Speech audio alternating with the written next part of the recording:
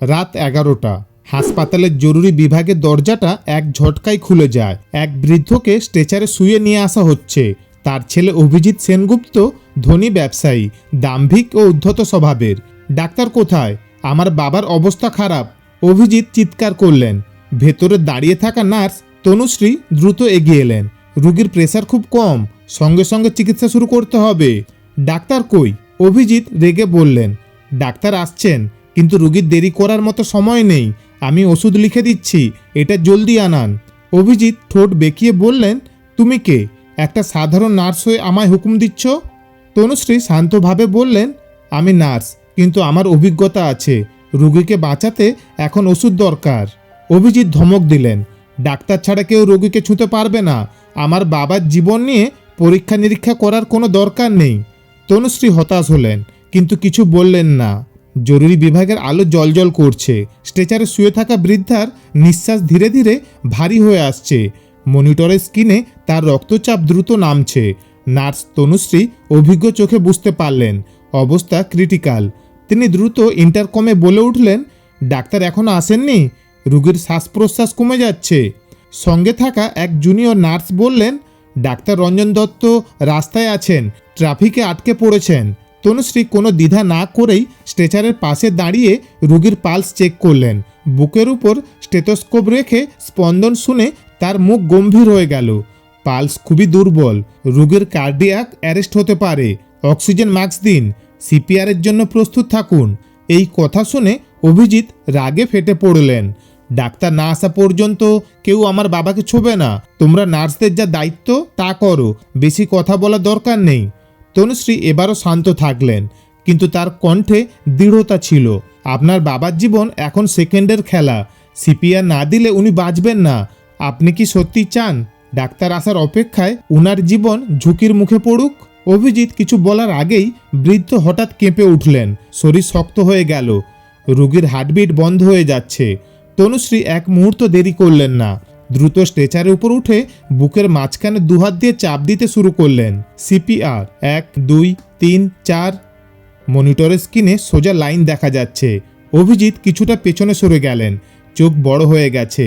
Oxygen level কমে যাচ্ছে। Adrenaline injection দিন, তনুশ্রী চিৎকার করে বললেন। কিন্তু অভিজিৎ চিৎকার করলেন, না, ডাক্তার ছাড়া আমি কিছু করতে দেব না।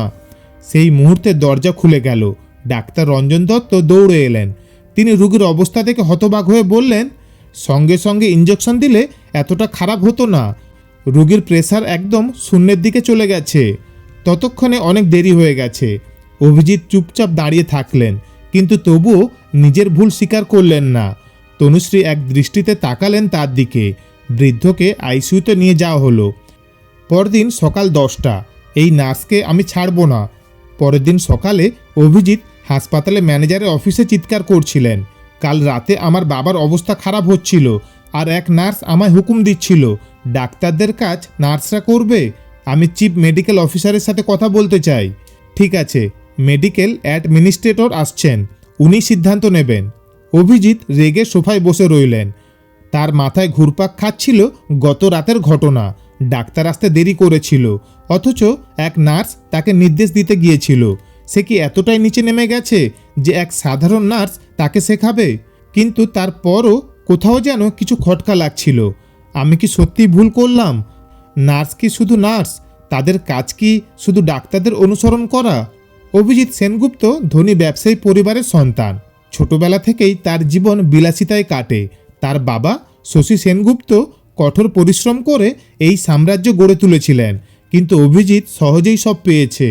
সে বিশ্বাস করে টাকা থাকলে সব কেনা যায়, সম্মান, সুবিধা, ক্ষমতা। তার জীবনে কোনোদিন অভাব ছিল না, কোনো কষ্ট তাকে ছুঁতে পারেনি। তাই সাধারণ মানুষ, বিশেষ করে নার্স কর্মচারীদের সে তুচ্ছ মনে করে। ছোট থেকেই বাবার কঠোর শাসনে বড় হয়েছে সে। শশী সেনগুপ্ত সবসময় তাকে শিখিয়েছেন, জীবনে বড় হতে গেলে শক্ত হতে হয়, অনুভূতির জায়গা নেই। এরপর ব্যবসায় যোগ দিয়েই সে বাবার মতোই কঠোর ও দাম্ভিক হয়ে ওঠে।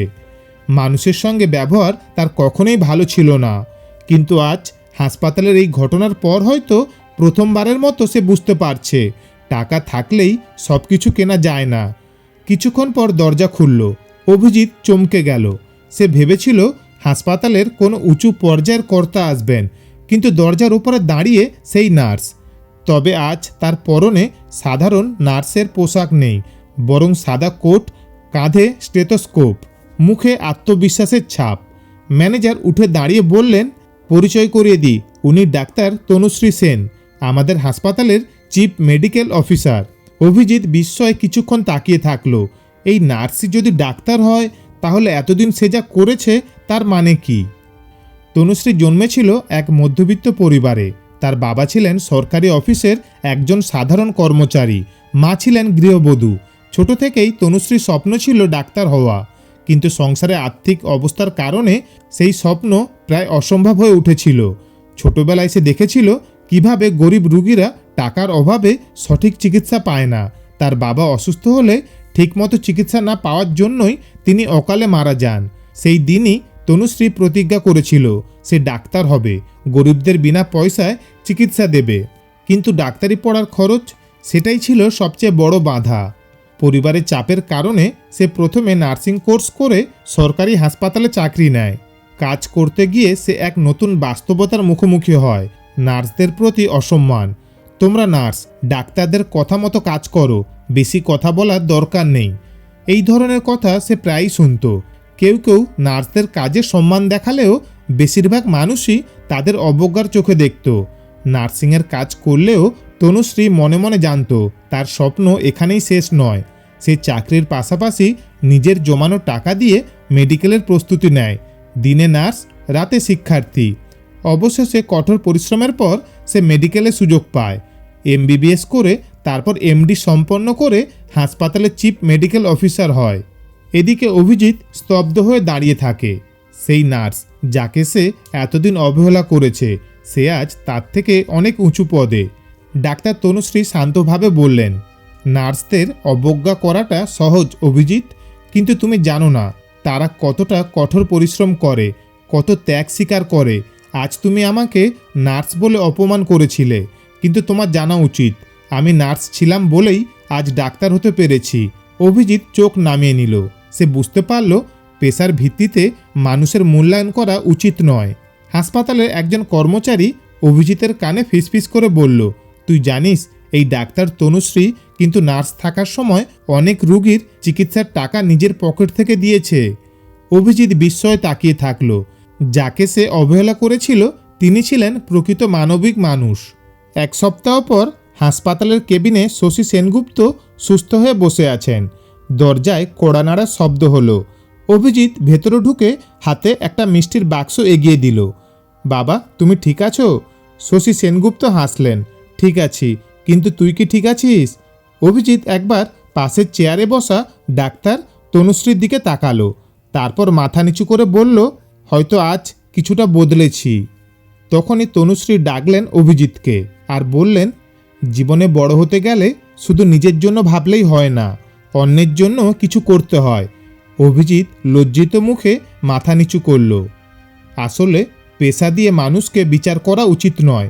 কঠোর পরিশ্রম আর অধ্যাবসায় মানুষ তার স্বপ্ন পূরণ করতে পারে।